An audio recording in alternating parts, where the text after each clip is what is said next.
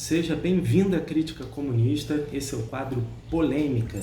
Primeiramente, quero te pedir, se você ainda não é inscrito, para se inscrever aqui no canal, curtir o vídeo, dar o joinha para ajudar o algoritmo a levar os ventos da revolução permanente para cada vez mais gente. Principalmente, se puder, comente aqui embaixo o que você achou, faça qualquer saudação, porque isso também ajuda a levar nosso vídeo para cada vez mais gente. Para não tomar muito tempo de vocês, eu vou colocar um texto aqui na tela sobre o funcionamento e a intenção desse quadro Polêmica. Caso seja do interesse de vocês saber mais, pode pausar o vídeo e ler com calma. E hoje eu vou dialogar com vocês sobre o vídeo do militante do PCB, Jones Manuel, chamado China e os Bilionários, notas sobre a luta de classes. Esse vídeo está disponível para qualquer um no YouTube, eu não vou colocar ele aqui na tela, então se você quiser consultar diretamente o vídeo, você pode clicar na minutagem que eu coloquei aqui embaixo na descrição, ou você próprio, se você ainda não viu o vídeo, se tiver interesse, confira o vídeo inteiro, não vejo nenhum problema nisso. Eu acho que uma forma de você conferir esse diálogo é vendo os dois vídeos por inteiro.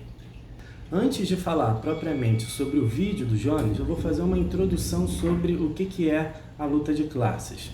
Primeiro, Marx ele já coloca no Manifesto Comunista que a história de todas as sociedades até então é a história da luta de classes. E essa frase é muito significativa. Por quê? Porque ele está dizendo que no momento em que nós estamos vivendo, a história da sociedade ela se faz pela luta entre dois grupos com interesses econômicos distintos. A ideia de que existe uma luta de classes, que os escravos, que os servos, que os camponeses se rebelam, que os trabalhadores, que os artesãos participam de alguma maneira com interesses econômicos próprios na luta política, isso é anterior a Marx. A novidade que Marx traz na análise do capitalismo, e é isso que principalmente ele fez, foi trazer que as classes sociais elas se dividem na sociedade capitalista em dois grandes polos, a burguesia, detentora de praticamente todos os meios de produção, e a classe trabalhadora, que se transforma quase exclusivamente em classe trabalhadora assalariada, que vai ganhar o mínimo socialmente necessário para continuar reproduzindo sua existência e trabalhando nos meios de produção da burguesia. Em prefácio à contribuição da crítica da economia política, o Marx vai dizer que não é a consciência do humano que cria a realidade, mas é a existência que cria a consciência. Portanto, as classes sociais, elas são fundadas sobre a base da reprodução social da sociedade. Isso é, existem proprietários dos meios de produção que precisam de trabalho assalariado e existem despossuídos de meios de produção que precisam de receber salário como a única alternativa para garantir a reprodução da sua própria vida. Então, de um ponto de partida material, as classes sociais elas se formam. Agora vamos direto ao vídeo do Jones Manuel e você vai poder conferir que até o minuto 16 ele começa falando, isso ele está correto, que há luta de classes na China, que há uma intensificação de protestos, de manifestações, de reivindicações da classe trabalhadora, assim como a burguesia ela também desenvolve reivindicações próprias. Portanto, há os dois grandes polos da luta de classes ali se confrontando. E aí, na maior parte do tempo, ele vai falar sobre as medidas de controle do Partido Comunista Chinês, sobre a burocracia, sobre planos de diminuição da desigualdade, planos de combate à corrupção de funcionários do partido, ou seja, ele entra durante quase 16 minutos em especificidades do desenvolvimento chinês e de como o Estado, controlado pelo Partido Comunista da China, atua no controle político e econômico daquela sociedade. O que fica claro para a gente é que o Partido Comunista Chinês não tem um interesse imediato em acabar com o capitalismo. E aí, a partir do minuto 16, o Jones começa a entrar especificamente sobre o que seria a luta de classes na China. E esse é o ponto central do nosso vídeo. Em 16 ideias, o Jones fala que não há interesse, não está no horizonte da China acabar com os bilionários. Ou seja, não está no horizonte da China acabar com a burguesia. Então, logo o que a gente está vivendo na China não é uma transição ao socialismo. Só que ele fala um pouco antes, no minuto 16, você tem uma intensificação da luta de classes entre o poder político comandado pelo partido e alguns setores da burguesia. Ora, como assim? Uma luta de classes entre o poder político comandado pelo partido e alguns setores da burguesia. A própria política, e aí o Lenin fala muito sobre isso no Estado e a Revolução, pegando trechos de Marx, a política é fruto do antagonismo entre as classes sociais. Portanto, não tem como a gente definir um poder político comandado pelo partido como uma classe social que se confronta com setores da burguesia. Os setores da burguesia, como ele próprio fala, não são uma classe social. A classe social é a burguesia, mas a burguesia tem naturalmente divisões internas. Então, em 16:45, Jones repete: não está no horizonte acabar com as classes, e sim o enquadramento político, econômico e ideológico maior da burguesia. Então, o que a gente tem é uma manutenção do capitalismo na China por um partido chamado Partido Comunista, que impede não só que as classes se dissolvam, mas impedem que a classe trabalhadora se organize de maneira independente da burguesia para conseguir superar o capitalismo, para fazer o Estado chinês avançar em direção ao socialismo. Então, a gente não tem isso. O Partido Comunista Chinês, pelo que o próprio Jones fala, a gente pode concluir que é um instrumento da dominação dessa burguesia sobre a classe trabalhadora chinesa, que continua sendo, em grande parte, expropriada em seu mais valor pelos capitalistas ou por uma burocracia que controla as empresas estatais. E aí, em 18:15, ele faz uma afirmação absurda do ponto de vista de qualquer marxista. Ele diz: a China trabalha com uma ideia muito interessante de cooptação dos setores da burguesia. Você pode trabalhar para as metas econômicas do partido e você vai se dar muito bem, ficar bilionário.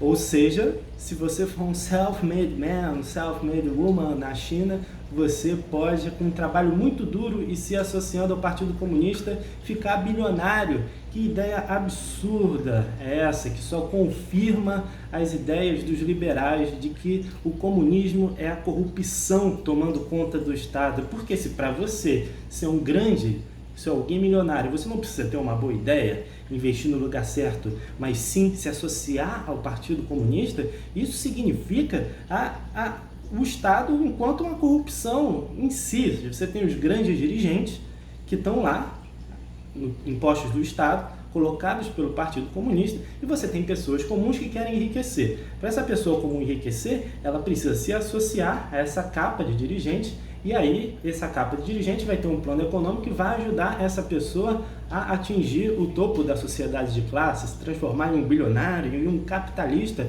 Essa que é a ideia interessante.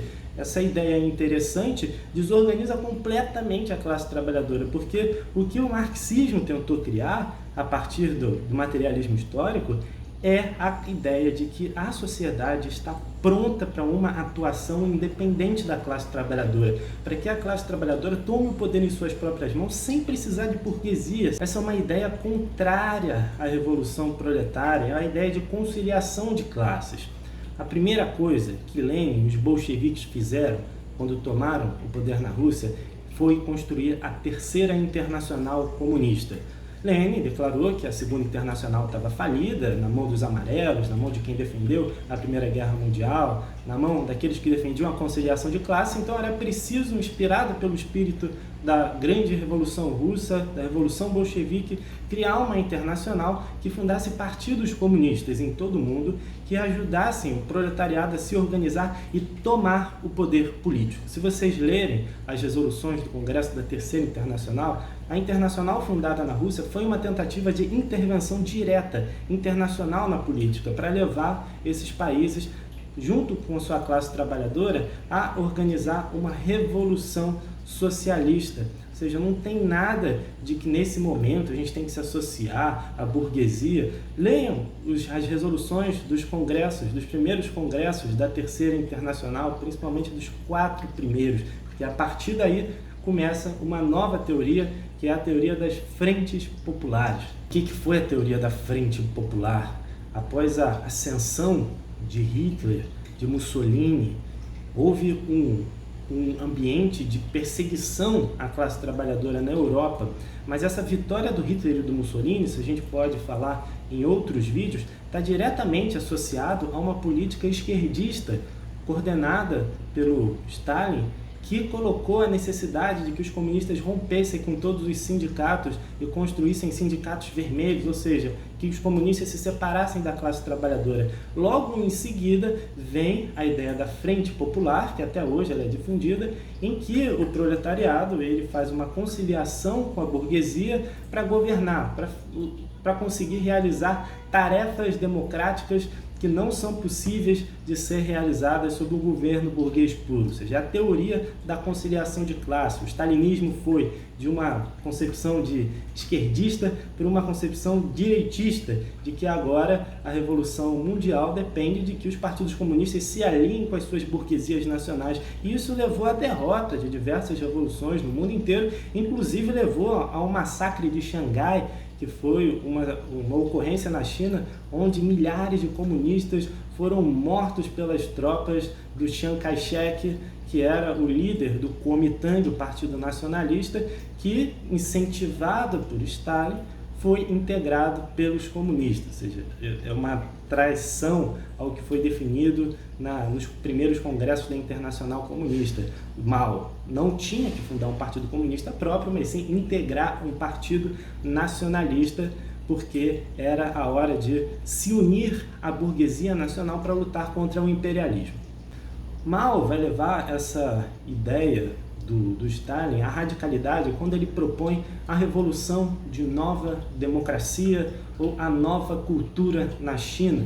Quando ele fala de revolução de nova democracia, ele pega uma concepção etapista que vem da teoria do socialismo num país só, mas também vem da ideia das frentes populares, em que antes de uma revolução socialista, onde o proletariado expropria a burguesia, é preciso da conclusão de uma etapa democrático-burguesa que liberte o país atrasado das suas amarras semi-feudais e dos grilhões do imperialismo. Portanto, quando o Mao Tse-tung fala na Revolução de Nova Democracia sobre a aliança entre proletariado e burguesia, ele não está falando também sobre o que está acontecendo hoje na China, porque grande parte do desenvolvimento chinês foi devido ao capital externo, devido ao imperialismo, sendo que mesmo dentro da ideia degenerada de conciliação de classes, o Mao não estava falando sobre colocar o capital do imperialismo dentro da China para dividir o país, muito pelo contrário.